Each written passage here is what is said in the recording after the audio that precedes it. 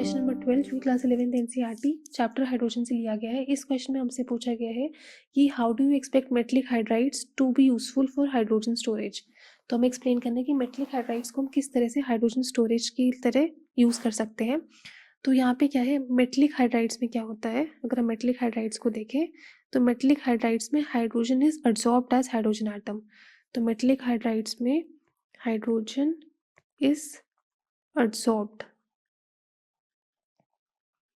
As hydrogen atom. अब होता क्या है, ये एब्जॉर्प्शन के कारण ड्यू टू दिस एब्जॉर्प्शन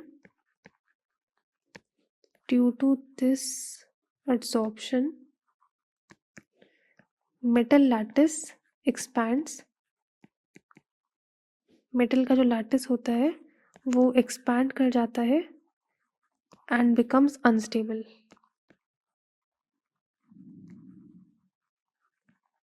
तो वो एक्सपैंड करता है और अनस्टेबल बन जाता है, जिसकी वजह से क्या होता है, जब हम मेटेलिक हाइड्राइड को हम हीट करते हैं, तो अब अगर हमने मेटेलिक हाइड्राइड को हीट किया तो वो किस में डिकम्पोज हो जाता है, हाइड्रोजन गैस में डिकम्पोज हो जाता है और मेटल में डिकम्पोज हो जाता है।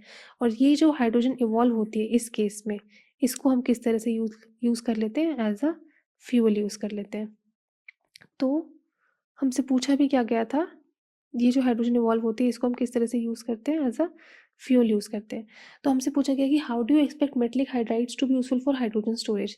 तो हमने क्या किया, मेटलिक हाइड्राइड्स पे पहले हाइड्रोजन का एब्जॉर्प्शन करा लिया, और हाइड्रोजन का एब्जॉर्प्शन कैसे कराया, हाइड्रोजन एटम्स की तरह कराया। फिर क्या हुआ, अब ये जो एब्जॉर्प्शन हुआ है, तो due to this absorption metal lattice expands. तो मेटल का लैटिस क्या होगा, जैसे एब्जॉर्प्शन होगा, कोई भी चीज़ किसी के सरफेस पे अगर बैठेगी तो उसका स्ट्रक्चर क्या होगा, डिस्टर्ब हो जाएगा। तो इस कारण से क्या होता है, मेटल का जो लैटिस होगा एब्जॉर्प्शन के बाद वो एक्सपैंड हो जाएगा, और जैसे ही वो एक्सपैंड होता है वो कैसा हो जाता है, बिकम्स अनस्टेबल। वो एक्सपैंड हो गया एंड बिकम्स अनस्टेबल। तो जैसे ये अनस्टेबल हुआ, अब क्या हुआ, अब इस मेटलिक हाइड्राइड को जब हम हीट करेंगे तो वो मेटल अलग दे देता है और हाइड्रोजन गैस हमें अलग दे देता है।